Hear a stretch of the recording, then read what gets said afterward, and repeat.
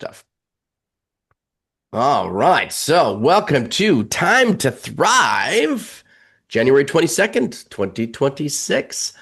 I was just mentioning this is a smaller, more intimate group. We have a whole bunch of people at different events and things like that, and away today. They're traveling, so we'll have a smaller group. We'll see if we get some more stragglers coming in, but otherwise, it is a go deep day. It's a go deep day. We've only got so far we've got two of our members here, which means we can unpack some stuff. We can dive into some things, ladies. We can get uncomfortable. So we will unpack some of the stuff that we need to. But before we get to there, let's crank up the PowerPoint and get things rolling properly with a slideshow. Who doesn't love a slideshow? Oh my gosh, a slideshow. Let's do that. Okay, share my screen over to the slideshow. Bob, boom. Okay, time to thrive. Session number 3, the number one tool of persuasion, storytelling. And we're going to unpack the key stories by the end of today that you need to have rolling in your business to ensure that the prospects are picking up the right stuff that you're putting down. But before we get there, let's go over what today's agenda is going to be. So we'll get nice and focused with our weeds exercise.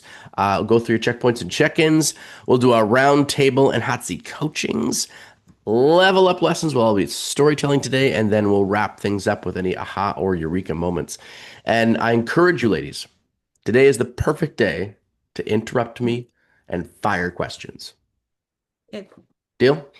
Today's the perfect day for that. There's only the three of us at this point, and it's a great time to, if something crosses from my words into your mind and doesn't make sense or you're dissonant with it, then say, dude, no. What the heck are you talking about? Explain this different, explain it better. Do better, Michael, do better. Or ultimately, how would that apply to me in my business? Make sense? Mm-hmm. Okay, cool. But let's start with our poem, ladies. Let's start with our poem. So if you want to unmute yourself there, Ms. Barbara. Okay, she's got it. Good. All right. Oh, in 3, 2, 1. My mind is a garden. My thoughts are the seeds.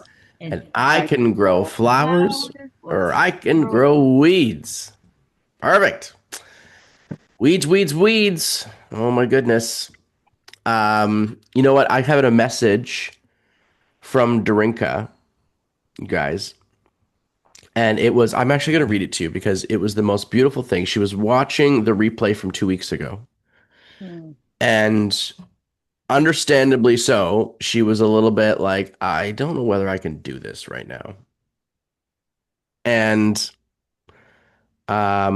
she mentioned the section on weeds that we did.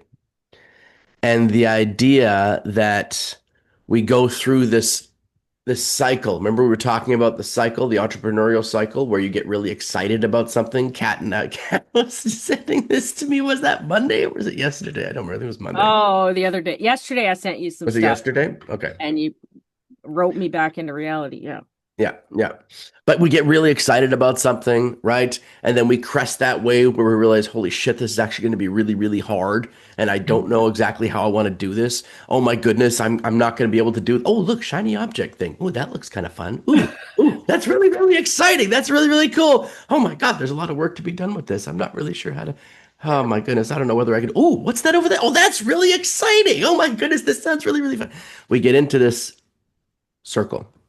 And Darinka was saying that part was so important for her to remember that we have to become informed optimism. We have to get to that informed optimism place where we go through what Hormozi calls the valley of despair, where we realize that, oh my gosh, building a business is not just a snap of the fingers. There's more to it than that. And all of these gurus and all of these people that blow smoke up our asses about how easy it is to grow a business online, they're honestly just masking over the decades of work that they've put in to do it, and they're trying to sell you something. Right? It's like the magician telling you how easy the trick is, but it's taken them 12 years to master it. And ultimately, one of the big weeds I think that we can talk about today, and certainly you can write one down if you have one that's bugging you, but it's about expectations. I want to just talk for a moment here about expectations and assumptions of things. And one of the reasons this jogged my brain even harder this morning, because I was thinking about it the last couple of days, was Gigi sent me some really nice messages. So thank you about that this morning, Gigi. Her and I were talking back and forth about the 28-day challenge and how to win your money back, that whole concept. And she was saying how uncomfortable it was to get the videos out there. And I said, what, you mean just to pay for them and to broadcast them? She's like, no, no, no, no, dude. No, dude. Just posting the damn thing, right? Was uncomfortable. Mhm. And I think Kat probably feels the same way on some level, right? Like way back in July when you started posting, you felt differently than how you do today. Like now today, Kat flips the camera around, she hammers out some videos, just like, okay, cool. Close the camera, send the videos, right? Oh yeah, I'm a whiz at it now. Bing, bing, Yeah. bing, bing, done. Yeah. Yeah. But I have learned some lessons that like if I'm gonna go record something and I'm not really in the mood, but I'm like, oh, I gotta record a video today, my videos are shit. But if I'm in a Hmm. really good, happy mood and my energy is flowing and I go put my makeup on and I feel good, those Come videos feel across. good. So Yeah. now I'm Yeah. I'm Your I'm planning videos my have content. gotten so good. Oh, They've thank been you. so much better. That I'm like, I'm paying attention. And Thank you. Yeah, I mean, at first I was so nervous, man. I was like, I didn't think I could do it at first. I was like, I can't do this. I can't do this. What did I do to myself? Oh my God, oh my God, oh my God. And then, but the teleprompter app made such a huge difference. Like, oh my gosh. And then, yeah, no, I am excited to do them now. Now that I'm Hmm. working on entrepreneurship stuff and the things that I'm sharing, I'm looking forward to them and I can't wait to see how this is going to grow. Um, yeah, Yeah. it's exciting. And you went, and so just to get back to what we talked about 2 weeks ago, Kat, you went through that entire entrepreneurial cycle. You were excited about joining Content to Cash, right? Then you come up over the slope and you're like, oh my gosh, there's a lot of work to do in Content to Cash. I'm really uncomfortable with the camera. Oh my God, there's all this stuff. But the great part about coaching and guidance is that if your coach is good, they don't let you go backwards, Mm, right? You want to quit, you want to give up, you want to go find a different, right? There's got to be a different social media way where it's not so uncomfortable for me. You know what I mean? Like we get to that spot, you go around the horn on this thing again. But good coaches and good consultants, not as much consultants, but certainly good coaches will say, no, no, no, no, no, no. You made a promise to be at this spot over here on this side. You're down here. You've hit this slope, right? You just have to trust and have faith that you're going to get back up to that spot. And Gigi's videos are incredible, yeah, very good. right? If we compare to what we were looking at 3 months ago, 4 months ago, right? And you were even uncomfortable to post, right? yeah. Yeah, I don't think I was really doing anything 4 months ago. I think it was your contest that really was like, okay, I can do this. Got you in the Hmm. Yeah. And so we all fall into the assumption weed, the easy expectations set of weeds. They all grab at us. And your conversation with me earlier, Gigi, was indicated one that I had fallen into, right? The assumption that everyone would find doing what we do easy, right? That contest assumed that just because you signed up for the Content to Cash program, you're gung ho and ready to rock and roll to spin the camera around and start filming yourself all by yourself without any guidance. Just rock and roll, and that's bullshit. Mhm. That was a completely false expectation for myself or of you from myself. And so when you're writing down some weeds today, I want you to think about, do you have in your life right now some assumptions or some easy expectations that actually are probably a lot more challenging and difficult than you might realize? Maybe you don't. That's okay. And if you're watching the replay of this, ask yourself, okay? Grab your pen, grab your paper, ask yourself, what am I assuming right now is going to be easy, but actually is probably a lot more of a challenge than I think it is? Because it doesn't matter that it's a challenge It just matters how prepared you are to tackle it, right? Clarity is so important when it comes to this stuff so that when you know it gets hard, you're like, okay, I expected it to get hard. That's cool. I know it's going to get hard. I mean, frankly, you guys, when I was going through cancer treatment and I had trouble eating anything, I was down, 42, 44 pounds from what I was, and I couldn't pick up my kids. I knew it was going to be hard. I knew it was going to be hard.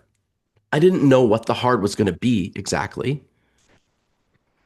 But a lot of people ask me, why aren't you depressed? Like, why aren't you upset about this? Why is this not dragging you down? I don't understand. Like, why is this such a problem? Hello, good morning, Phil.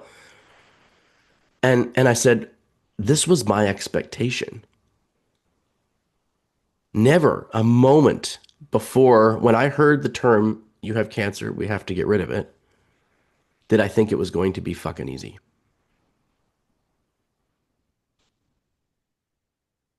And I didn't know what the hard was going to look like. And I frankly didn't want to know, Gigi. I didn't want to know. I didn't want to live it twice. And I'm certainly not thinking about it now to try and live it a third time.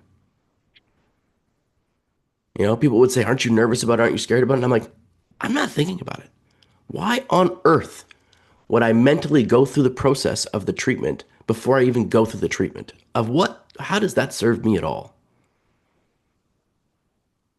I'm going to live through months and months of hell. Why would I want to pretend to live it or imagine living it before it even happens?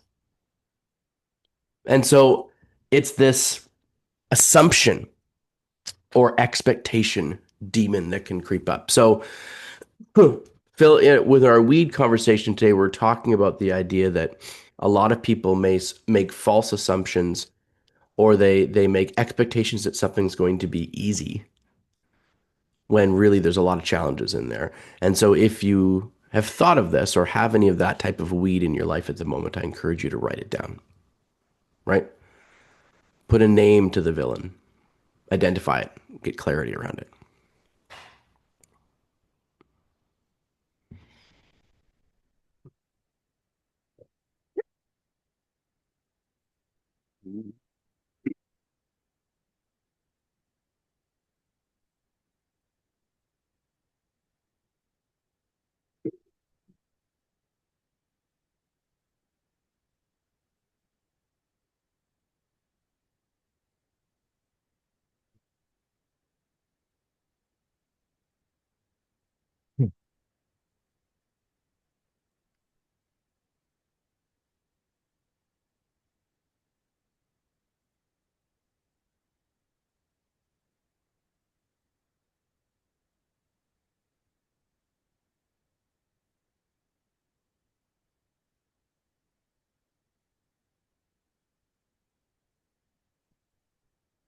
Yeah. What are you assuming is going to be easy that you know deep down is probably not?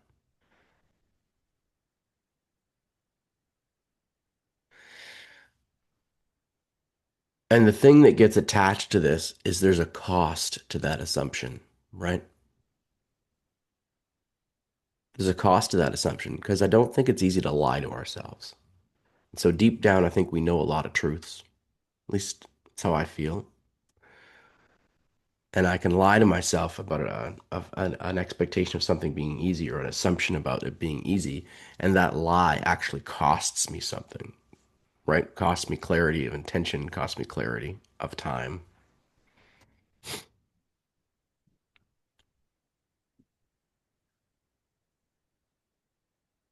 I see Phil nodding. Yeah, like we're not cheering now. We're just writing at this point, correct? Yeah. Yeah, Yeah. yeah.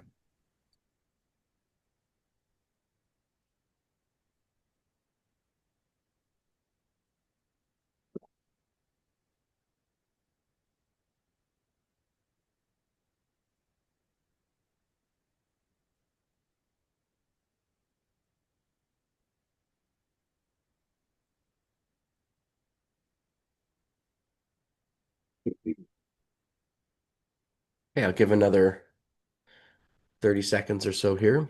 Good. I got time to feed them.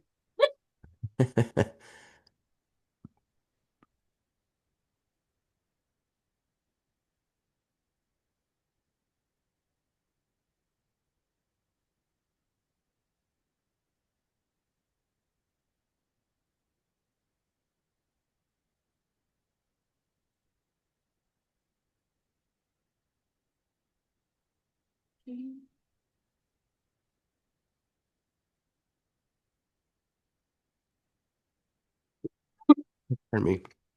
Okay. So you've got some ideas there. By show of thumbs up, did everybody get some interesting stuff written down there? Yeah? Okay, cool. Good. We will tackle those potentially if you want to in the challenges section and the coaching section. Okay, so just hang on to those. I want to keep us moving forward here. But it's good to identify them, right? Feels good to know, okay, this is something that I'm really, I am having some lack of clarity around. Or as I was putting it before, I've made an assumption as to how easy this is going to be for a prospect or a client, and it turns out that's actually a hard thing for them to do. And that stalls the business, right? Okay. So checkpoints and check-ins, ladies and germs. So how did the last few weeks of your business go? How did it go? What was your revenue goals? Did you hit your revenue? What were your sales goals? How many did you make? What was the average value? Did you collect any leads? And what were the leads goals? Right? Just to clarify, everybody, leads means somebody who has raised their hand and said they are interested in what it is that you do, even on just a basic level. In some way, they have exchanged that sounds interesting. I'm kind of curious about that in a real way. They've made a connection, right?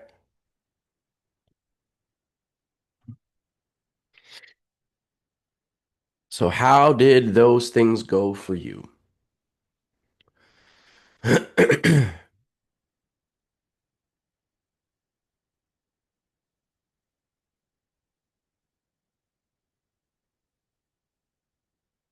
And it's up and down. The first few weeks of January were fantastic at the store, for example. We crushed our revenue goals. Last week, it stunk. Or, sorry, this week stinks. Don't exactly know why, but these things kind of go up and down a little bit. So, it's good to know where you're at.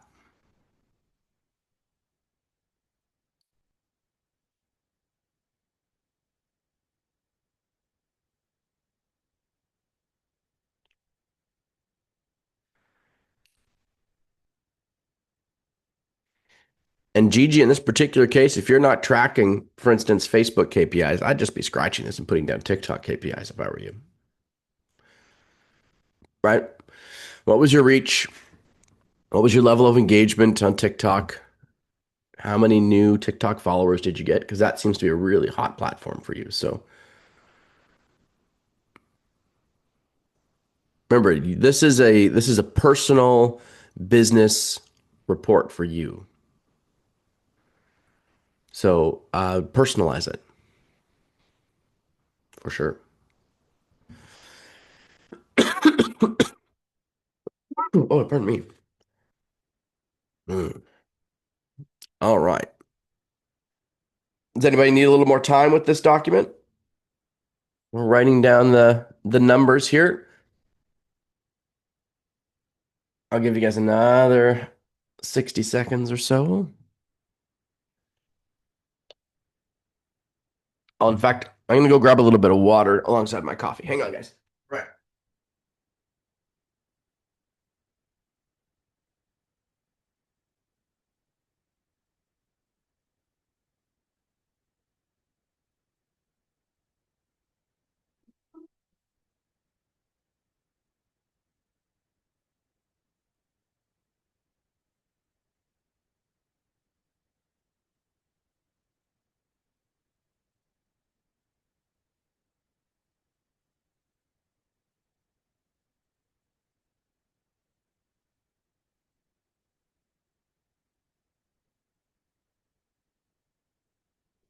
Okay.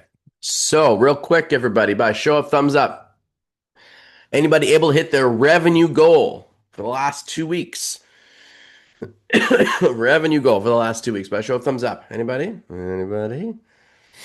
Okay, nobody quite hit their revenue goal. How about number of sales? So I wanted to have 10 sales, I hit 10 sales. I wanted to have 8, I hit 8. I wanted to have 800, I hit 800. Right? Anybody hit their sales goal? Okay. And remember, guys, these are very personalized. So, for example, my own 2 companies, Time's sales goal is dramatically different than Just About Pets' sales goal. Right? Just About Pets' sales goal for a 2 week period in January is about, I think it's like 690 sales or something like that for 2 weeks. Right? We call it pets helped in our business, but technically it's a sale. Right? But we're 690, 700 or so. That's because that's that business. Right? That's what that business is doing. You don't have to be in that spot whatsoever. Time sales, I could not handle 600 new VIP clients over a 2 week process. I'd love to make that kind of cash, but I can't handle it, right? um, so very different business models and different expectations. So whatever your sales expectation is your sales expectation. I just want to make sure it matches. You're getting close to that. And remember, cats and dogs, literally cat, and then, well, no. Anyway, you guys get what I'm talking about. Okay. Phil understands. He's laughing about it. The fact is, reverse engineer your objective. If you don't know right now, of the 3 of you, if you're not sure how many sales you want to make in a 2 week basis, you need to reverse engineer that goal.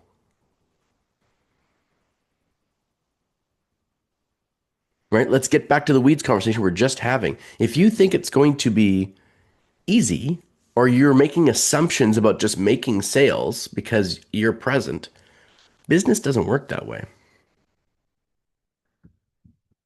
Right? You have to be intentional about all of it. So if you want to make $200,000 this year and you have a $2,000 product, you need to make 100 sales a year. We got this, right? Does this make sense? So that means that you need to be going, okay, every 2 weeks, I need approximately 4 sales, right? No, 8 sales every 2 weeks to get to my goal, right? Of 200 sales for the year. And then maybe if your marketing's just getting started, see, this is how you model out businesses, you guys. This is how you cash flow them properly. You might say to yourself, okay, right now I'm getting things rolling. It's January. I want to have made 200,000 by the end of 2026. So that means, or $2 million, whatever the number is, it doesn't really matter. You go, okay, if I'm starting my business right now, like I'm just getting, like I'm have my first round of clients or whatever it is, you might go, okay, I'm making 3 sales a week right now. I need to then by the end of the year be at 8 sales per week. So 16 over a 2 week period because my business is doing this to get to where it wants to go. Does that make sense, everybody? You're on a journey. You're starting at one end of the graph and you're getting to another end of the graph. The numbers here are smaller until they get bigger. Okay? So be gracious with yourself, but also be clear with yourself. This is where I'm at, and this is what I want. Does that make sense, you guys? So quickly by a show of thumbs up, who has a specific 2 week revenue goal that they are trying to hit every single week right now? Who's got that? I'm guessing by Kat's face, she's not sure yet. I'm thinking more in terms of a month than a 2 week. I'll then break it down into 2 weeks. If it's a month, Phil, let's just call that 4 weeks. So what's a 2 week goal? Half of your 4 week goal then, right? You don't have to tell me, but do you have it? Okay. That is the revenue number that you should be aiming for. Correct? Kat, if you want to make 10 grand a month in your business, then you need to make $5,000 every 2 weeks. Full stop. End of story. That's what the number is. How do you do that? How many sales does that take? It takes, you know, 100 sales because the product's $50. It takes, 50 sales because the product's $100, right? If you want to sell $1,000 worth of tests or $5,000 worth of tests every 2 weeks, that's 50 tests, right? Approximately, or 48 of them or whatever it is. Okay, now you know what the number is. And you should edit the document so your sales goal can get scratched. The sales goal should maybe say 48 tests, right, Kat? Like 48 omega tests or blood tests. This makes sense, you guys? Right? Like change the document. Make sure it's specific to what it is that you're doing. This is your internal compass. It's not mine.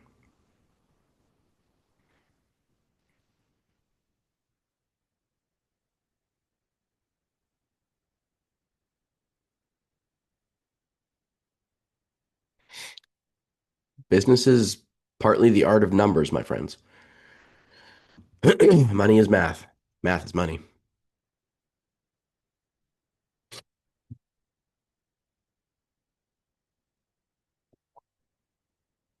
Okay. Any questions about this? No?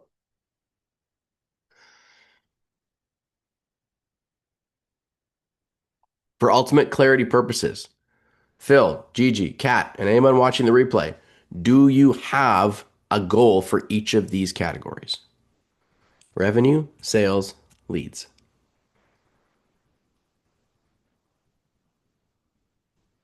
Okay. Yes. Good. Right? We have to have a measuring stick.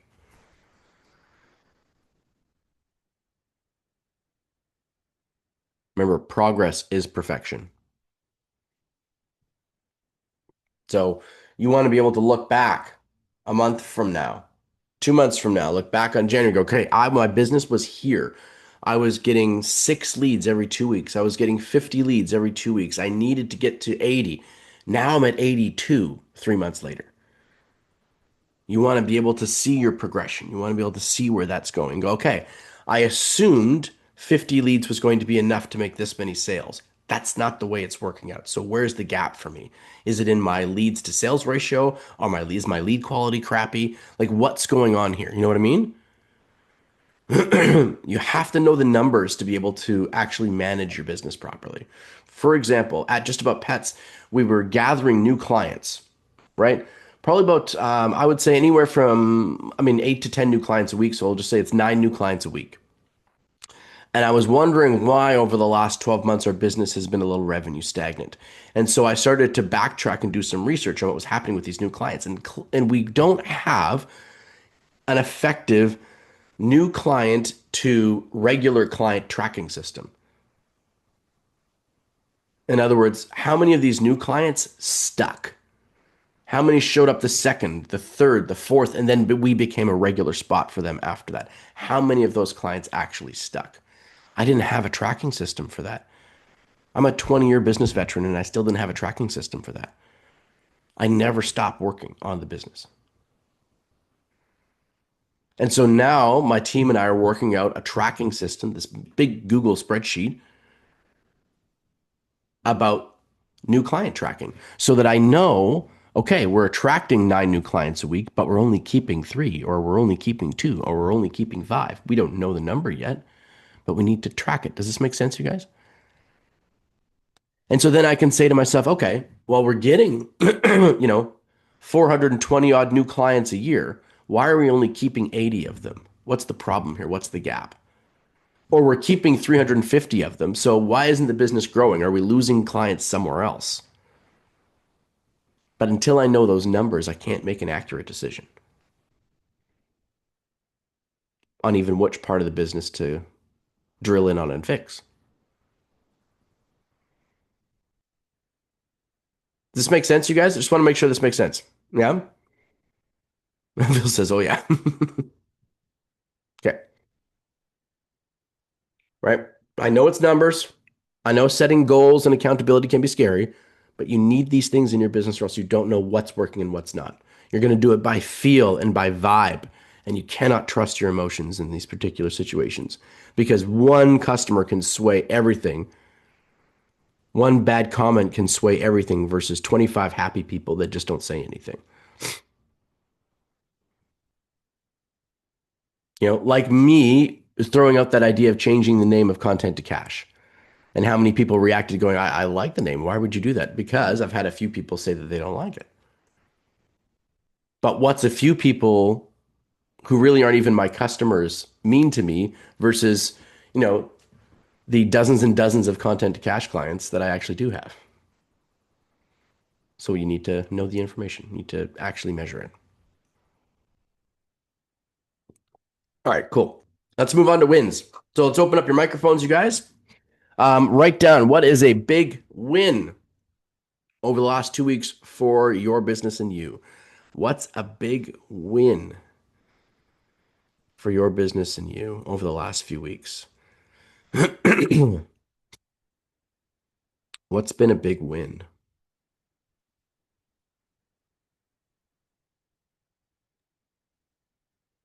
And don't forget to write it down too. Keep track of them. Right? So you can look back through your notes and go, oh, right, that was awesome. I did win.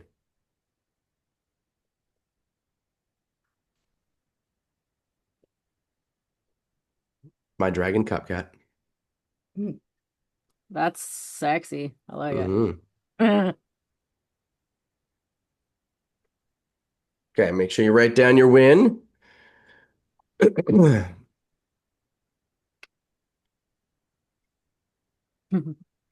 Okay, Kat, you're ready to rock and roll here. I see Gigi's still writing, so I'll let her finish her win. In the meantime, Kat, what was your big win? Um, so the first video that I did for my new business with the blood test kits brought me over 10 leads and one new customer. So, Woof. hmm. So I think the quality of the videos have improved since when I was doing Lactigo once, but the content for this one I think is just more profound. It's catching more people's attention. Hmm. It's, so I'm proud of that. So I'm excited for further things that I'm going to do because I just got my blood test results yesterday. So I have months of content to post about what my test showed me for my health in Hmm. the future and cardiovascular disease and stuff. So yeah, I I have so much content to post now. It's crazy. So I'm excited to film all those videos and teach people how powerful this is. But if I got that Very much good. reach and what I did with that video, I posted it on my personal page and I posted Hmm. it in a whole bunch of groups too. I like just slammed it out all over the place and I got a ton of leads from it. So There you go. There you go. That's how you do it, right? The quality level of your communication ability, Kat, has increased tenfold in the last 6 months. That's one of the reasons. That's one of the reasons Gigi's saying your videos are so much better. It's your ability to communicate in a quality way well, it's a that's personal changing. growth, right? Like I've learned that if I don't have makeup on and I feel tired, those don't go well. Hmm. And if my energy is low and I'm be forcing myself to film the video, they don't because people can feel the energy, right? Sure. Um and yeah, so Very good. Love it. Congratulations. Awesome. that's one thing that you should maybe when you're sharing this program, people Hmm. don't quite realize the personal growth journey that you're going to have actually participating in the program is huge.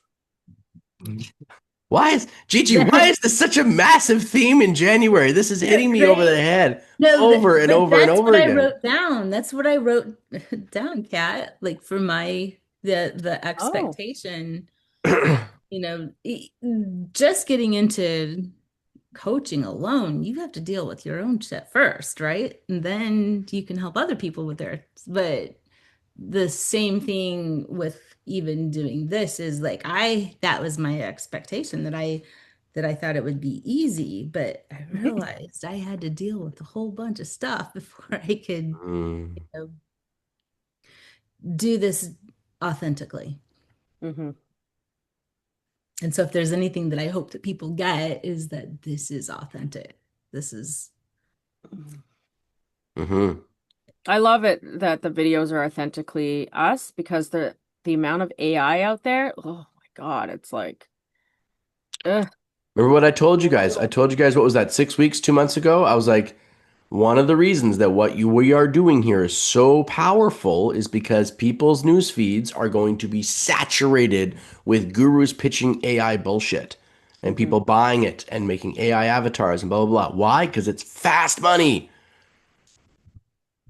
Mhm. And frankly, knowing how the business model works in the background, it's we fucking screwed you fast money because you will feel good in a very short period of time, like a drug. You're able to create an AI avatar that talks and looks like Phil Conway, and you feed it a script, and it will say the script for you, and you can go, "Ha, perfect," and you can walk away. Mhm. But the problem is, as soon as somebody actually interacts with you, they'll realize that's not Phil. Mhm. Phil doesn't give me that energy. Phil doesn't even move his face that way, right? And all of these things, and we will remember, marketing is an eight-letter word for what? You guys have heard me say this a number of times. Marketing is an eight-letter word for what?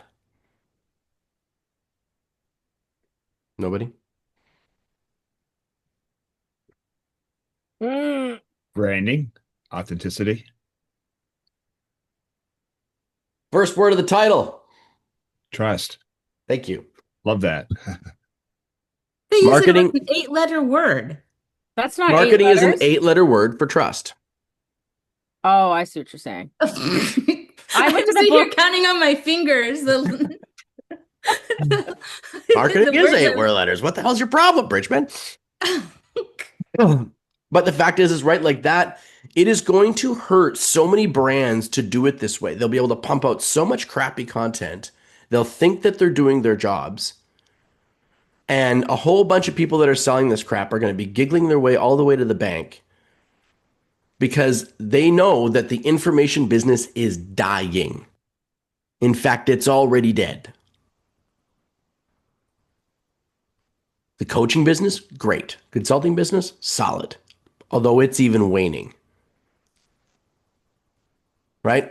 Because consultant systems are being uploaded into ChatGPT and other AI tools very fast,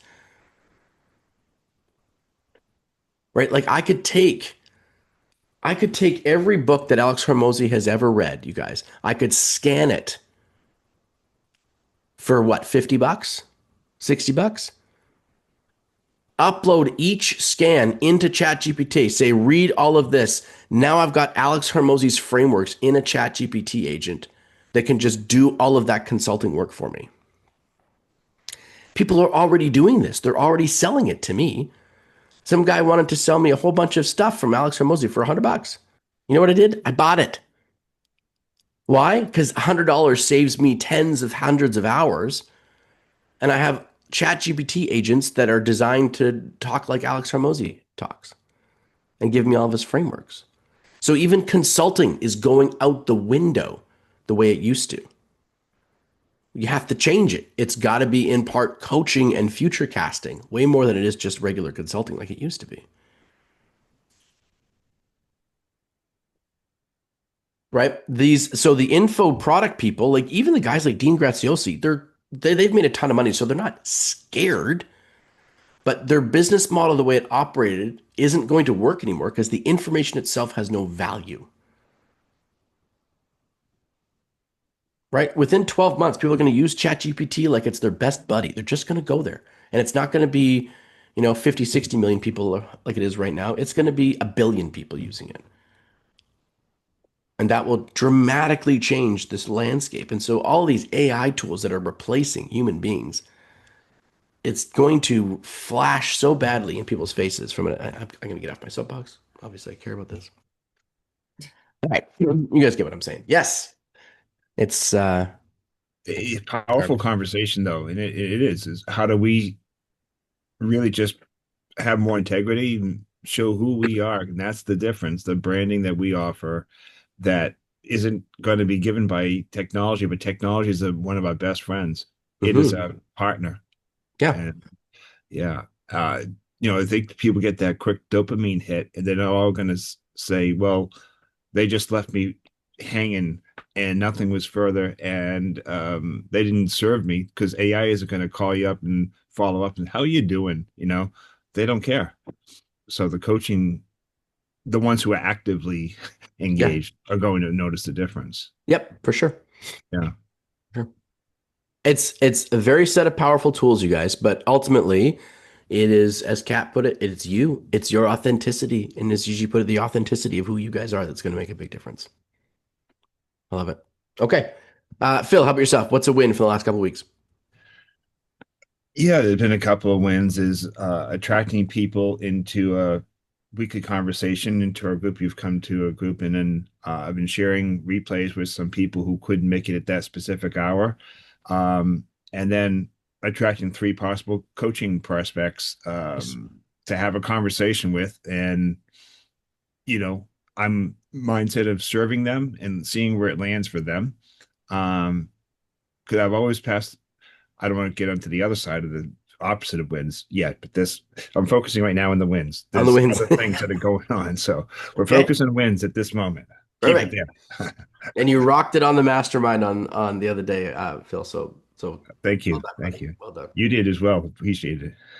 Oh, I haven't said anything. I've just been hanging out for 3 weeks. Okay. Excellent. So let's get into challenges. Okay. So write down what have been some challenges for you over the last few weeks. You've got some weed conversations, obviously, that we were just mentioning before, but also what's been a challenge or two that have been bugging you or in your way over the last 2 weeks. Think about the last 2 weeks. What's been standing in your way from progress? You want more leads? What's stopping you from getting more? Right? You want more sales? Well, have you been screwing up sales conversations? Has that been a challenge? And as you're writing this down, guys, I want to just briefly reflect on something. We did a really good event at the end of November. I don't know if you guys profitable promotions, right? That was a really cool event. And a number of leads came out of there. And I have to be frank, I didn't do a great job of selling in sales conversations from those leads. And I've maintained conversations with a half a dozen people from that event that have not yet bought, but I wasn't able to actually bring them any of them to a decision. That was a failure on my part in the sales process. So one of the things I did for the last month was study sales technique. And I'm happy to say that I'm probably going to close 2 VIP clients tomorrow because of my change in selling technique. You know, and so once you identify the challenge, fucking fix it. Yeah. Okay, like I don't mean to be blunt, but it's like we do these challenge processes. We're going to give you some ideas. Time to fix it. Time to get in there, take the gloves off, and get after it. Fix the problem. And I am by no means a sales complete expert. I'm gotten much better at it. And I practiced a ton, standing in front of the mirror, talking to myself like an idiot, right? Chatting away in my car like a doofus, practicing my sales lines for the 45, 55-minute drive into Abbotsford to my business. Had some ideas, right? Was challenged, picked up some information like a train, like a locomotive needing water on its journey. Grabbed that, practiced, improved results. I just wanted to put that out as a reference point, right? That you can change this stuff quickly when you know exactly what it is that you want to change and where the problem was. Okay, so challenges. Phil, you were kind of moving into a challenge there, so let's pick up where we left off. So challenges exist at the same time that we're making a step forward as well. You So bet. the idea that I was having an internal crisis in confidence, and the idea that hearing some people who were critical of either the basis of my information or who I Mm, am or what my results were, and people paying attention to the critics of what I was saying as opposed to keeping an open mind and talk with me and let their gut, you know, yeah. find the difference. Then there's external events that happen too, and those things seem to be all crashing in together. My daughter's going through a crisis, and I haven't been able to see her, and we had a couple of personal losses in the family, so those things all strike. So Hmm. those are things that we just, we know. I know the work. Just focus on where I want to be, and so but the challenge is Do I want to speak on a bigger stage and be criticized? The feeling when I'm in a crisis is no. When I shift away from there, yes, absolutely. And not letting the external person or circumstances be important. Okay. Well, let's give them some feedback, you guys. What are some ideas around helping Phil with this particular issue?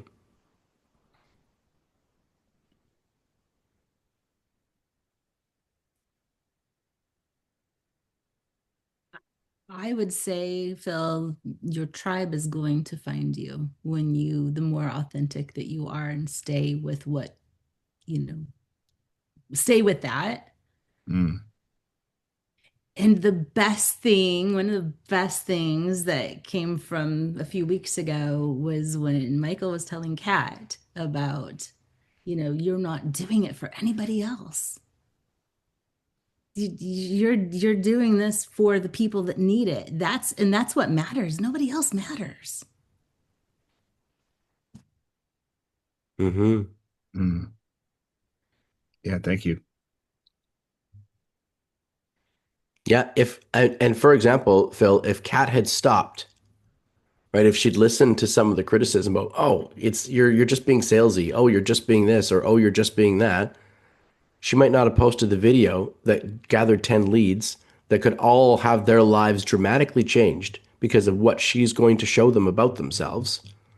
Like dramatically changed, like massive reduction in their, you know, in their what is the word I'm looking for? Their threat, Inflammation. right? But the threat of heart attacks Heart and everything attack. else that her product does, she could change these people's lives. If she got nervous, or if she was nervous, but if she let that stop her, those 10 people and the thousands more that are going to get helped wouldn't get helped. Mm. Yeah, I think also because this one particular client, it's a six-figure deal over 2 years. And I'm thinking of that. I go to there Hmm. too fast. And I know I can help them get to 5 million from a startup to 5 million. They don't believe it's possible to get to 2 million. So if they don't believe it, they don't believe I offer them value. And that's where I have to move away from just serve them in bite size. I'm not going to devalue myself. I'm just going to give them a smaller step that they can work with to get confidence on the smaller step to shift away. So I'm going to challenge you on that, Phil. Please do. Okay. You need to go back and watch the neuromarketing stuff that we did. Oh, congratulations, Phil. The award is yours. Thank you. Thank you I all. love Yeah, that yeah. music. You need to go back and rewatch the neuromarketing. Which was that on? I That know was office hours was that last week's office hours that we did neuromarketing, you guys? I remember doing it. I just I have to look back at my Yeah. notebook. I'll find it. But I think it was last week's office hours, wasn't it? Yeah. When we did the Yeah. whole tapping into the yeah, reptile brain. Yep. It yeah, was Because last awesome. week. Yeah. yeah, what you just proposed, Phil, was going through the frontal lobe. Yes. Yeah, exactly where I know this. I know this. I know they're Hmm. not in the subconscious mind. I got to find a way to get them there. And What rewatch that training, I'll watch because in that. the Thank you. neuromarketing we talk about the idea of speaking in headlines to get the attention of the reptile brain. Yeah. From there, you get access to the brain that's writing the story, which is the emotion brain. There, you Mm. can change the story, right? Yeah. Thank you. That's exactly it. Thanks. Yeah, excellent. Okay, perfect. Miss Gigi, you're on the clock. You got 3 minutes. Okay, I think something that came up for me yesterday, because I'm looking at just the videos that I posted yesterday, I'm seeing that um I think it's, my personality, my like is calm. So I bring calmness. Mm-hmm. And I think that's probably boring to some people. Good. And so I think the one of the videos, I'm not sure if I posted that or put it in the group, was probably a little faster, and it was about me, but it was me sharing, but I think it moved faster, which I want to look to see how the view things work with that. But I think so. The challenge is changing up, maybe being a little bit, because you know how you talked about that it's entertainment, like people are scrolling for entertainment. So so probably the slow, calm, that I know that's me, but maybe I need to speed it up and make it more. I don't think, hang on a sec, guys. I'm going to interrupt Gigi for 1 sec because what you're asking about is tactics. Okay. Right. It's the tactics of how you want to put together a video. Do I want to speed this up? Do I want to slow this down? What do I want to, and there's nothing wrong with that, but we have to know what the goal is before we can adapt the tactic. The goal is reaching people, Okay. right? And I do believe that, yes, people, Is that the goal? it's the goal would be to attract people that are interested in my material. Is that the goal? Oh, the goal is to make sales from these people. Yes. You want to make sales, and I imagine, and I'm just jumping on this real quick, guys, so we can, because I see the challenge here. You want to have a group full of your ideal client that loves working with you and trusts you and wants to get guidance from you, right? Mhm. So let me ask you, does being unauthentically you serve that client?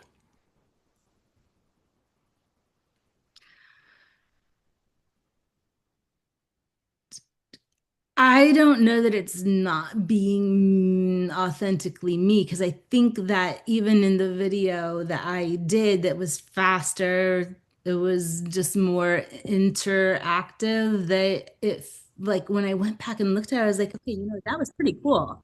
So that's still me. It's just presented a little bit differently Okay. instead of giving people, like, I'm used when I'm talking with clients or whatever, I'm used to having that nice pause to let them reflect. And I don't think I can really, I don't think I can, I think I need to change a little bit on how I'm presenting. And the other thing is the win. Yeah, well, actually, I didn't get to say my win, Michael. That's twice now in 3 weeks that you've skipped me I from thought my you did win. say your win, which was about being No, more I authentic. Oh, okay. I misread that. My bad. okay. But What was your I'm win? going to be doing. I think meeting with you and realizing, you know what, I can do this. Like reverse engineering, I need to make, so much money within the next few weeks. And and I can do that. Like that, and the fact that, doing lives is actually an opportunity to be able to share kind of what I do. Hmm. And I think it's more personal, and I think I can create that sense of calm and work with people that way. And it's a whole new avenue for me that's opening up. So it's very exciting. Love it. Gigi, here's the thing. You can change, guys, you could change tactics. You can speed up, you can slow down, all this stuff. And they're all really good things to be cognizant of because you're working on your craft Mhm. of presenting yourself. It is an art form, right? I paid $65,000 to become a really good actor. There's a lot of skill and art that goes into that process, right? And I'm saying that because it's like I went to school to try and be a good presenter, right? In theory. But the point is that there's a you can look at all that stuff, Gigi, and it's all worth looking at. The first thing we have to do is identify what the outcome is that we want. That's the important part. What are we looking for here? And then if I change to faster, how do I measure whether it's better or not than slower? Is it because it gets more reach? Is it because it gets more views? Is it because it gets more leads? What is it that you want to measure? And it's not up for me to determine. I'm just saying that do it, but know how to measure its reactivity, right? How do I measure the result? Yeah. Well, and that's this came about because I saw people were liking my post. Yep. Only like the one I saw, there was like the average watch time is 0.0 seconds. The Mm. people actually, and they liked it. Those were likes, so they're liking. And I was like, that's not helping me. So But it I, is because it's I pushing the algorithm. yeah. So sure. But I want people to see I want them to stay and watch the material. So like I actually took the kind of scripts that I had yesterday and I shortened it to make new little shorts, little Yeah. reels for and it's like 3 sentences. And I'm like, you know what? I'm gonna get them to watch the whole thing. And I think it's still powerful. So we're gonna see how it goes. Okay. Well, let's look at the evidence, right? So yeah, That's the it'll big key. be check in with me next week. And I gave this piece of advice to a mutual friend of Phil and I's, Frank Menard, who is doing video content right now. And I said, Frank, your content's great, but no one's going to watch it. And he said, why? And I said, because we don't know what's in it for us when it starts. So even having little title bars, right, that grabs the reptile brain, that's what it's for. It grabs the reptile brain's attention, right? The day my heart stopped, right? The day, the trigger moment, all my marketing fell into place. That could be the headline. Whatever it is for you guys, right? Like whatever that headline is, what is it's going to grab their attention? Because then Gigi, because a lot of people are looking with they're listening with their eyes first. Okay, so they're liking your video initially, and this is just me being really. Can I be really blunt for a second, you guys? Is that okay? If I'm just really okay. You're pretty to look at. They're liking your video because you're a pretty face. What's that? You're muted. I can't hear you. I said, I don't want to be just a pretty face. I Guess want them what? to You like don't get to it. choose that. Yeah. It's been made for you. But that's why they're liking the video. That's why my videos sometimes go out and all of these like 63-year-old ladies are all liking my video. And I'm like, why is that happening? And sometimes Facebook will even push my ads to those people. Mm. They're not watching because they care about my content. They're like, oh, there's a handsome guy. Right? Yeah. That's But why my that's, videos perform better when I actually put makeup on and dress up. yeah. It's They just do. sheer. That's right. So you Straight up. can't run away from it. It just is what it is. But if you want to get people to stay longer, you have to tell them what's in it for the video. Like when I open up your video right now, it starts with "Let's play a game." Right, the one that I've got right here. There's captions across the bottom that say "Let's play a game." If if you had a little bar or even in the top captions without seeing the actual post, but there's a promise of what the value is, right? You might get them to stay longer. But these are all tests, you guys. The beauty of this is that you can test fast, right? You can test quickly these days. And so test it, Gigi. Test with speed, test with headlines, test with captions in different places on the video, test with a little title bar across the top for 5 seconds. It might look bizarre across your forehead, but it might get people to watch for the reason you want them to watch, which is what you're saying. Yeah, the other thing is using the uh using instead of saying everything, having it come up in words on the page and what are signs of trauma? And then Yeah.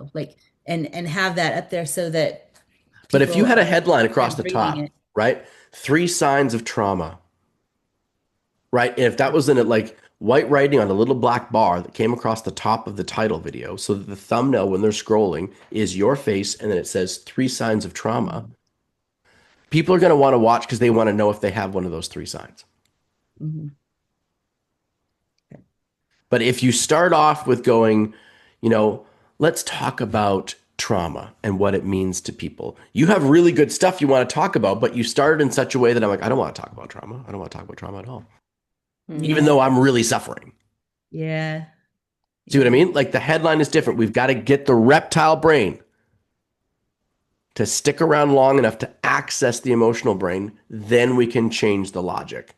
Yeah. Otherwise, we're changing, trying to change logic, and it doesn't work. Yeah, because some of my work is around shame, and like nobody wants to talk about shame. No. So you have to talk about the pain points of what shame has. Do Right. you feel this way? Do you feel that way?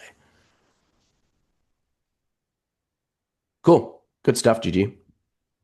Good stuff. Okay, let's jump over to Kat. Kat, you got 3 minutes, then we got to jump into our storytelling stuff. Uh, what were we sharing again? Weeds or Challenge or challenge? weed. Yeah, one of whichever one you want to work on.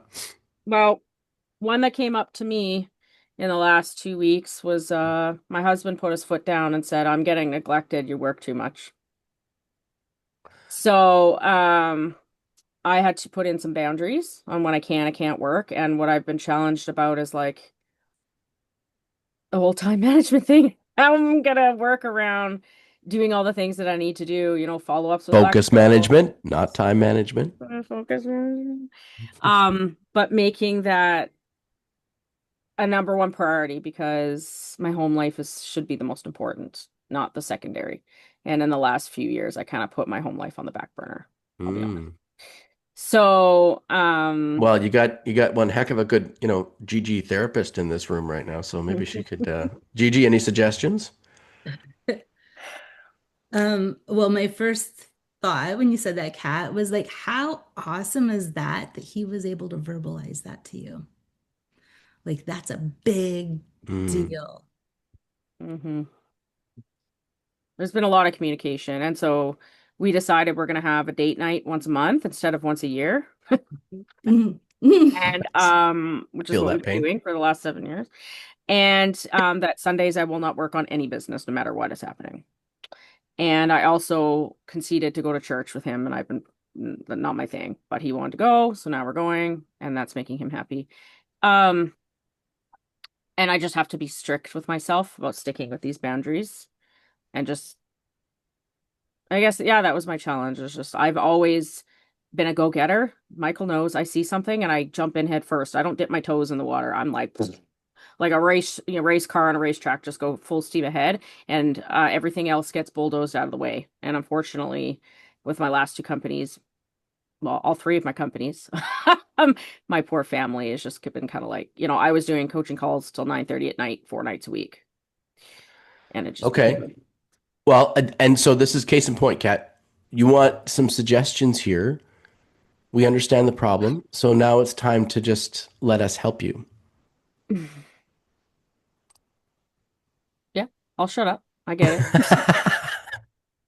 I think that she did like that you obviously you asked him what would work for him, like what you can do, like having these agreements, right? So you did do that. Mhm.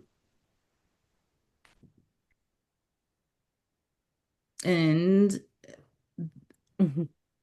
I guess it comes down to Michael saying the focus, the focus management, not time management, right? So like 100%. Yeah. Yeah, I think Gigi's had and Mike both had some great things. And the other thing is that also blocking out time for yourself too, that they can understand your perspective. So you could take some, imagine if there's some tasks that you can group in together, or if you can find someone on the side, like, I don't know, on the side, someone can help you in an admin or virtual assistant or something like that. If like a local college, somebody needs a free internship that to get experience that could help on some mundane things so that you take the busy stuff out. Um, and if you're coaching, consider like this a group instead of doing one on one. Imagine if it's 3x more power when you bring five people together. You're saving 5 hours of time bringing people in a group like this, and imagine what they would walk away as an outcome, a benefit for them. That's true. Yeah, I was doing one-on-one coaching with individual people in my team, and I've been considering putting them into one or two groups because it's too much. Honestly. So, and I think I'm going to touch on something here because I've known Kat for a decade, 10 years now. And I have loved her from afar, and now I get to love her up close. And one thing that I can say that you've always had, Kat, is drive. Mhm. Drive, drive, drive. The tricky part for people with drive, though, and this is probably something all of us need to hear, is that we tend to be really focused on the destination than the present. Yeah. And Kat, who you are right now is more than enough.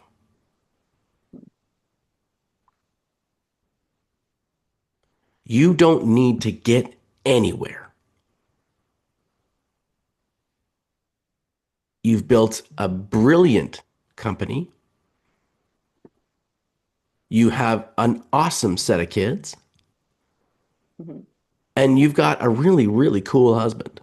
Always patient in spades. Yeah. Thank But God. my point is that think about how awesome you are to have attracted all of that into your life, as Gigi put it, right? He didn't just ignore you and shelter up and turtle up and be pissy about things, right? And you wondered 3 years later why your relationship sucks. He didn't do any of that. But my point around all of this is that you've been on a journey to go out there somewhere ever since I've known you. Somewhere out there is me. Somewhere out there is where I want to get to. And the tricky part with people who are ambitious is helping them understand that where they are in the, it's great to have ambition, but where they are in the moment is all they ever need to be.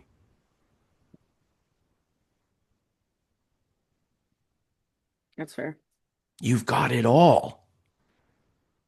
And it's not to take away from the ambition, it's to find the harmony of living in both ambition and being present.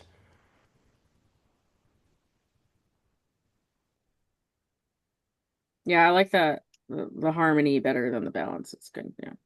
And Tony Robbins would say there's a big difference between the science of achievement and the art of fulfillment. Mm. And you, Kat, have been pursuing the science of achievement ever since I've known you.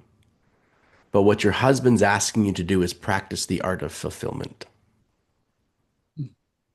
Yeah. He's always begging me to take days off for yourself. And I'm like, I don't need days off. I don't need days off. I'll work every day. And he's like, no, take Yeah. time off for yourself. And I'm like, eh, I But quit gambling. what he's really saying is be here, not there. Yes. Yeah. Yeah. So please write that down for me. I am not a believer of New Year's resolutions. Right? I don't know if you guys saw the video I put out a while back about how I hate New Year's resolutions. Mhm. But I am a big believer in editing my character to reflect what I want to accomplish this year. And maybe for you, Kat, it's, maybe a mantra for you that you can practice every day is be right here, not over there.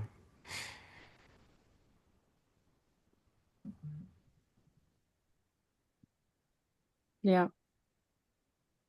I feel I want to be a millionaire so bad I can taste it. Yeah, but that's the problem is you already are. Yes, you are. You are. Yeah. You're once again you're framing yourself, you're telling yourself a story that you aren't there yet. Mm.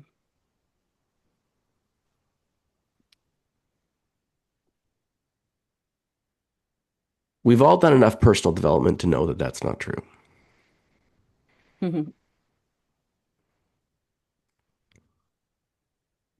But here, guys, we all run into it. It's not, this is the human brain does stuff, right? Ancient wiring. And this is why what we talked about a week ago is so bloody powerful. right? And that's why Gigi has been giggling about it ever since we talked about it. The ethical manipulation, right? And you have to do it to yourself. You have to do it to yourself. You have to ethically manipulate your own brain to rewrite your story. You got to take control.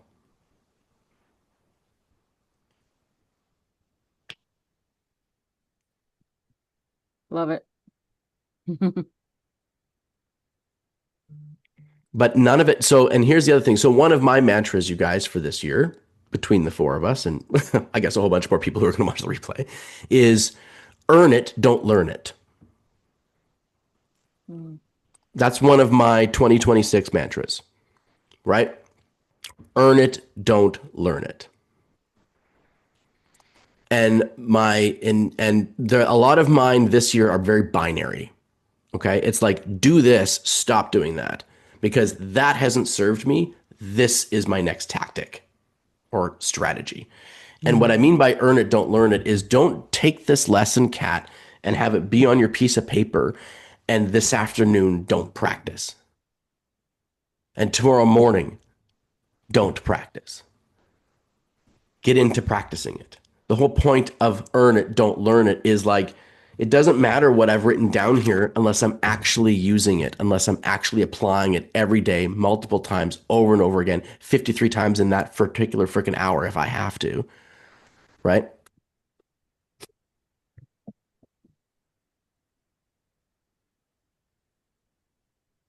And it's not easy. It's really hard because you have to keep addressing it. So if yours is, be here, not over there, it's binary. It's like, right, fuck, be here, be in the moment.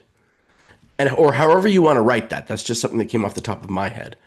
But it's like you have two options. You've got multiple choices every single day, you guys. You have multiple paths. That's why I like binary character attributes for myself. It's like I've always chosen to just go and learn something more, learn something new. Stop doing that. Go practice what you learned. You have more than enough information in your head, Michael. You've got more than enough, right? Use what you've learned and earn the skill, earn the mastery, earn the client, earn the trust and the credibility. None of those things I can learn. We're all learners. And we get sold the idea by lots of people who want to sell us learning, that learning is progress.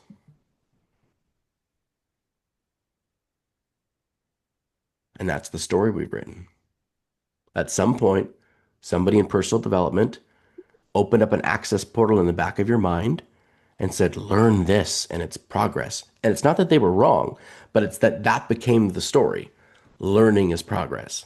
But that's only a small part of progress. Right?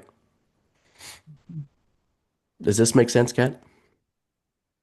Yep.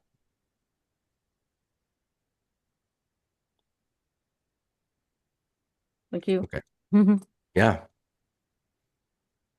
Well, we didn't really get a chance to talk too much about story time today, you guys. But what I do want to do is go over the key stories that every business needs.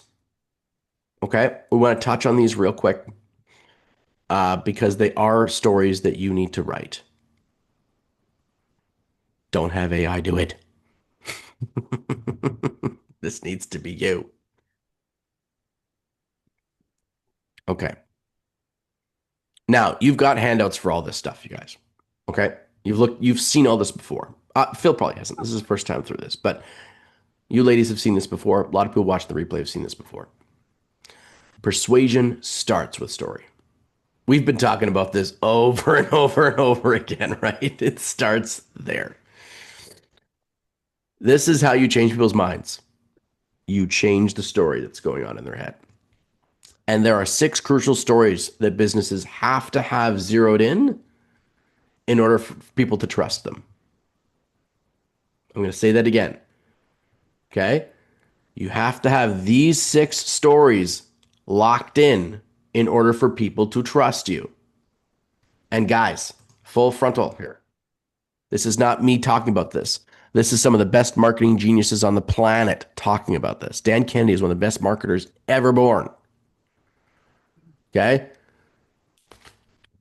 This is his whole marketing system, if you boil it down, is about writing good copy that builds trust and gets people to take an action. Those three things.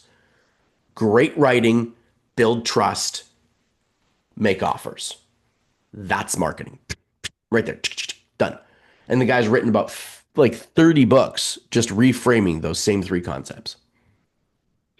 I must have read 15 of them now. But the fact is, it's all the same stuff. It's just repeated through slightly different lenses and updated, obviously, for the times. But the fact is, that's what you need. So those 6 stories, okay, for people to trust your business and your offer are the company and brand story. Okay, the company and brand story. Where is the company from? How did it come out? What is this? Okay. Now, Kat, in your particular case, this is not your company's story. This is your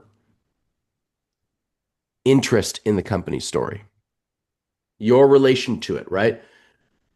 Think about in the direct sale business. I don't think we think about this enough. Think about you as a franchise owner, not a direct salesperson. Okay. Personal story. What is your personal story in relation to what you're offering? Right? Kat can now look at her test results and go, holy crap. This is my personal story. I was terrified. Right?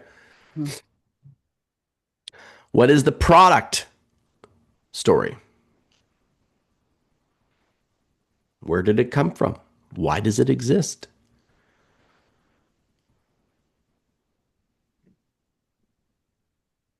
What is a customer's story? Where do they start from? Their pain points, their frustrations. They're on hell island. How do we get them to heaven island where your product or service is?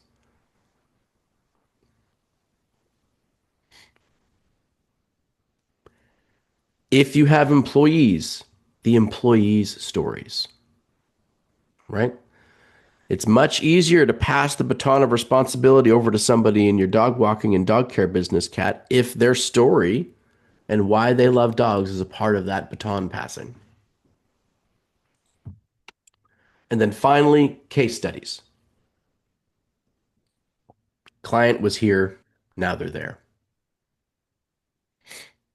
Or there, now they're here. That's how I should say that. Okay. And very quickly, you guys, there are specific story concepts. These are the 5 timeless story arcs that every single story has to fall into. All right. The brain, remember, marketing is about trust. The brain wants to know where this is going. We want to know. So if you're talking to a prospect and you're telling a wishy-washy story and the destination of that story is unclear, trust is harder to build.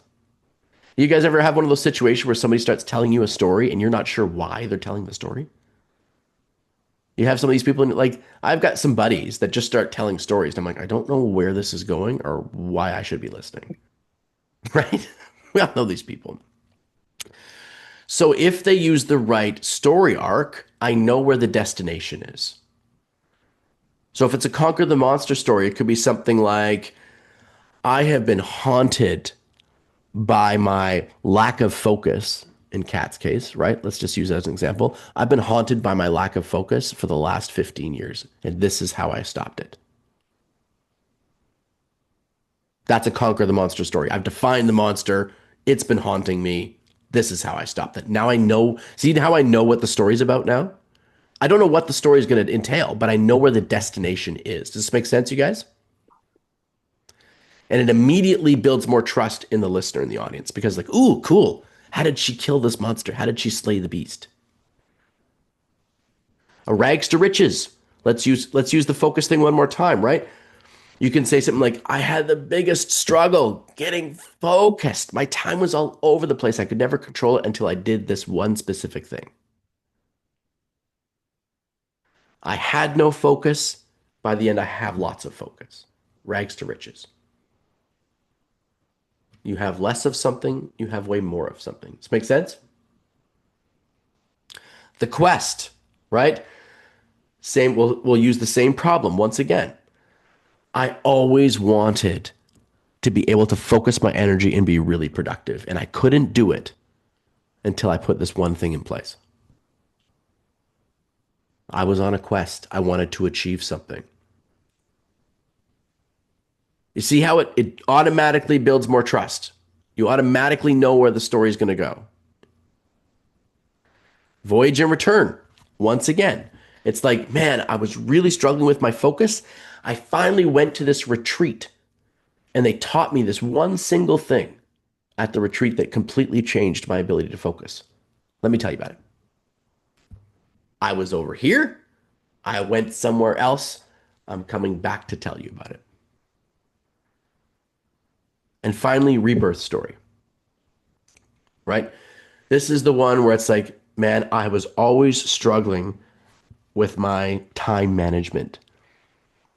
And I had to rethink this and think about focus management instead of time management. And it changed everything for me. Let me explain what I mean. I had been reborn.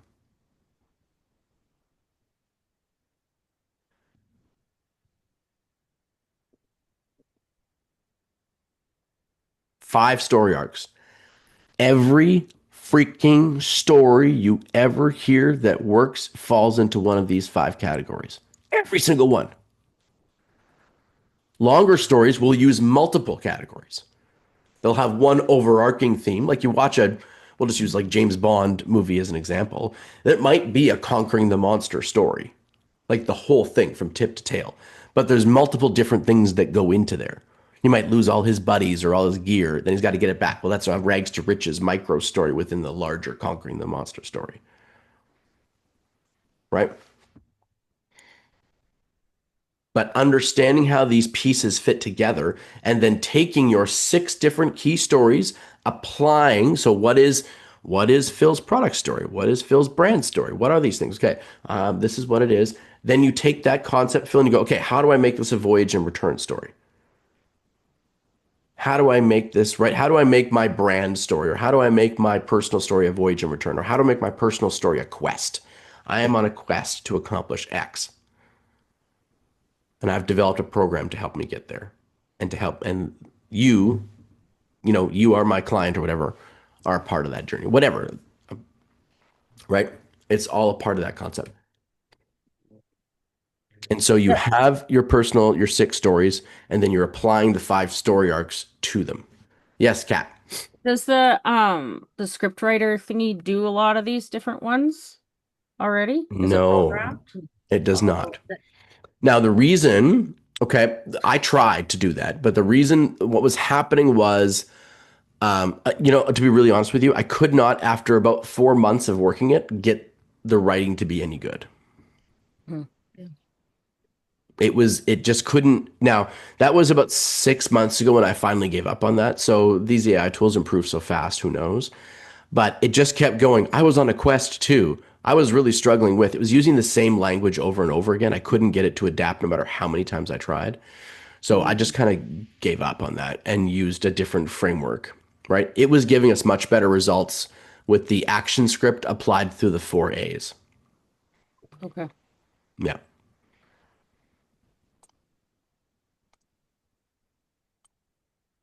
So would we be if let's say we take these story arcs here and you take a Mhm. script that you gave us and it's kind of like me, could we not throw it into our Oh, chat yeah. GPT and say, hey, I'd like a storyline around this type of story, please modify.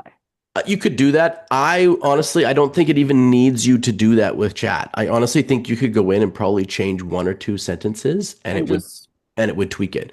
Right. So what I'll yeah. do, you guys, is I will email out something that I built for, I'll show it to you here. Really, let me just bring it up really quick because it's quite cool. And I kind of forgot that I even had it. Products. So I was running a short form video agency for about 18 months, and I finally gave it up because we weren't getting any results from people. They were getting tons of views, hundreds of thousands. Sometimes we even have 500,000 views in a month.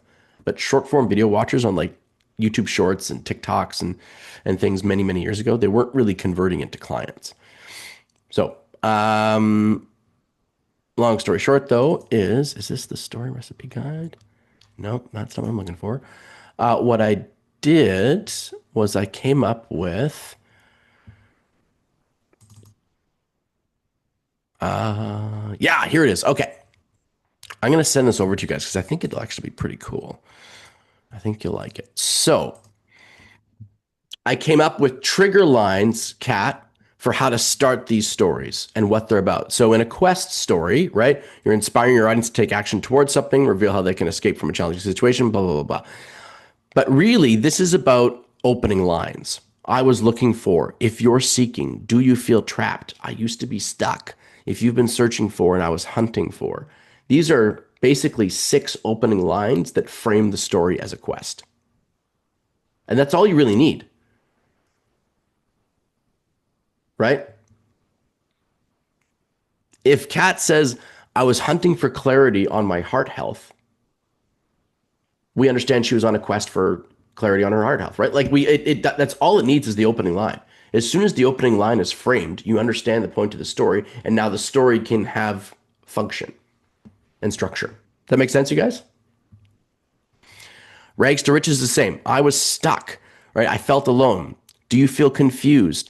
Are you tired of? I felt poor. Are you down and out? If you've been suffering from, are you feeling empty? Rags to riches stories are all, I don't have any of something that I want. By the end of the story, I have the thing that I'm looking for.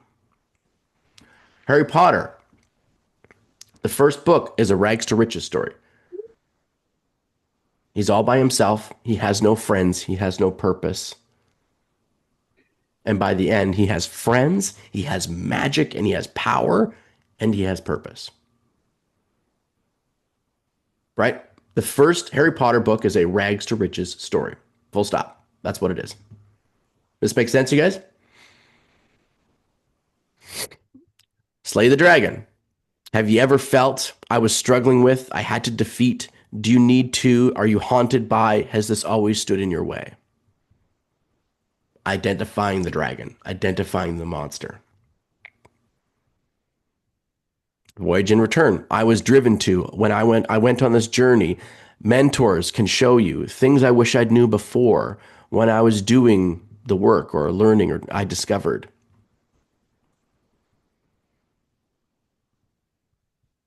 And then rebirth. Have you been holding back? I realized I was the problem. Changing this changed everything. Do you find yourself in the same pattern? My client was stuck doing. Turns out I was the problem.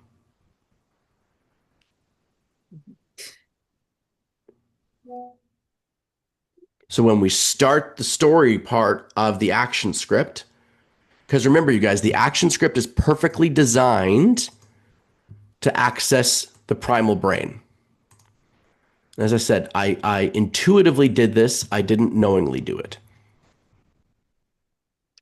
Michael, can I ask a question? Yeah. So this also came up for me today when I went back and looked at my videos because I feel like I was sharing personal stuff. Yeah. But then when I rewrote some of the things like very simply today, I was changing it to you, like as if I was talking to a Yes. person. And so it's like, do we need to have like a mixture of, Yes. you see what, you know what I'm saying? Yes, I do. And yes, you are right. Yes, you do. So when you're getting your business rocking and rolling, Gigi, actually, it doesn't even matter. In your particular industry, it doesn't matter. It certainly changes things for my industry because I'm business to business. But in your case, you're going to be business to consumer all the time. So you are living proof and living evidence of the journey. So using you as a reference point is great. And because what you're doing is quite intimate, you might not want to say, my client just did, because you don't want to, your prospect doesn't want to think that you're going to share their shit online. Right. See what I mean, you guys? Like if I'm in a really personal, tight group with Gigi and 4 or 5 other people, and we're going through some stuff over the course of a week or 2 weeks or a couple of months as a group or longer, I don't want my stuff being aired out there. And you can talk about them, the concepts in an abstract way or in a large way without saying have and basically going, I went through these things, and then also framing it as have you ever, right? So you have to bounce back and forth between the two. And in some cases, you can even bounce back and forth between the two in the same video Yeah. by revealing your journey at the top, attention grabbing headline, clarifying statement, tell them who you are, inspire them with a story about your journey. Then when you get to outline the solution for them, you dip into what they should do. Yeah.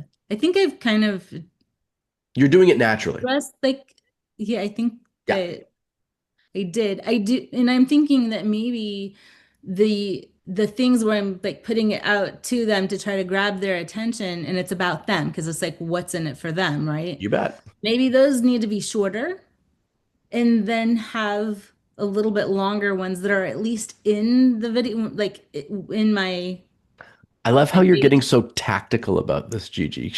You notice that, Phil? Like she's before a few months ago, Gigi was terrified to be on the front lens of any camera. Now she's like, how do I work the tactics to really figure out how to get people Yeah. by the Yeah. socks? Like I think people want to hear, they want to hear the saga. It was well Yeah, because they get to know that's right. me, right? So they know that I've been through it. But that thing, go back and look at my where the bio is and all the videos are, and they can look my other videos. Yeah, But I yeah. think that the short, like, dang, I'm gonna get people to watch the whole video, even if it's 10 seconds. I'm gonna do it. It's good. That's good. Um, but yeah, so here, right, you want to use those story arcs in the headline section, possibly like the first sentences of the story in the headline section, and of course in the quick success story. And this marries up perfectly. Attention grabbing headline and clarifying statement are exactly what the reptile brain needs. What is this and is it for me? Yeah. Right? Then the emotional brain is the trust and soft and gentle part of the mind. So you have to tell them who you are and why you're qualified to work on their brain and change their story. Then you have to tell them the story that changes things. And then the logic part of the brain kicks in with going, okay, if that's the truth, if what Gigi is telling me is true about trauma, what do I do next? Mhm. You're outlining your process and telling them what to do next.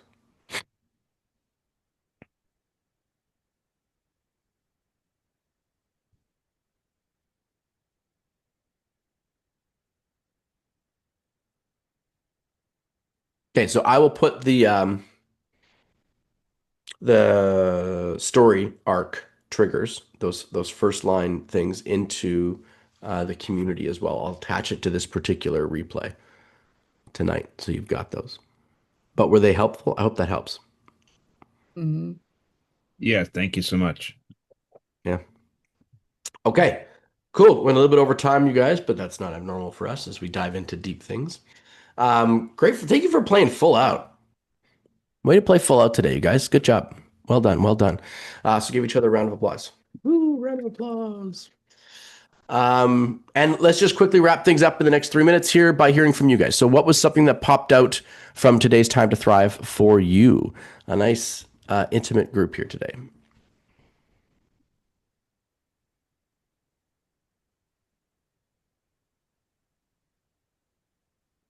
As usual, so many good things, but the one thing actionable is to get into the neuromarketing and these story arcs and how we're going to move past the filter of the reptilian brain and get to people so I can be a rock star like Gigi. Mm-hmm. Mm-hmm. Love it. Yeah, Phil, that's going to be really powerful for you, buddy. Right? You're a logical, very smart person. You want to convince people the same way that you're comfortable. But the human brain just doesn't work that way, right? And it didn't work that way on you either. You've got to a point now where you've rationalized how you feel and think, but that's not where you started. Somebody accessed the reptile brain to start rewriting your story, and now you believe it. Now it works for you, right? And you're like, guys, this works. This works. And you keep trying to go through the works brain, and it's not going to work. Yeah. Because your value is tremendous, my friend. We just have to get you at the right angle. Oh. Oh. My daughter. Cool. Gigi, how about you? What popped out of today's Time to Thrive for you? Oh my God. Hey, I'm in a meeting. I'm almost done, okay? I'll call you right back. My God. Everybody can hear you. I'm gonna call you right back. Hi. All right?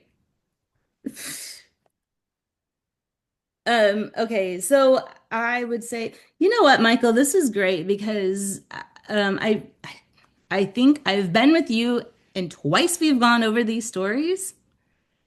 And yet, if you would say, okay, Gigi, what are your 5 stories? I'd be like, so Mm. Mm-hmm. I Mm-hmm. think it would be really interesting if we even said, okay, you know what? Maybe we come up with a like, 3 or 4 of these stories and what is that story for us? That'd be kind of cool to share it a little bit in the group. Well, you know what I'm thinking? Like we were talking about through Messenger, I think we need to use that community hub more effectively, and I'll put some new threads in there that are about sharing this stuff, Okay. right? Yeah. Because sharing things through Facebook Messenger is cool when it's already on a platform. But we Mhm. want to have a spot where you can share some of the stuff before you put it out, right? To get some feedback on it and go, hey, this is the part of the story I love. This is the part that could use some work. You know what I mean? Like some sort of practice ground. Mhm. Yeah. Cool. Yeah. So it was good because it does make me really think. Phew. Yeah. Ethical manipulation. She really loves that one. Gigi's a brain Yeah, and mechanic. listen, anybody that is like has resistance with that is like their ego is in the way. Oh, for sure. I think it's funny. I think Yeah. it's I think it's adorable how people find it. And it's uncomfortable because it's working on them, and that's why it's uncomfortable, Yeah. right? Yeah. Yeah. Okay. Ms. Baba, what popped out for today's Time to Thrive for you?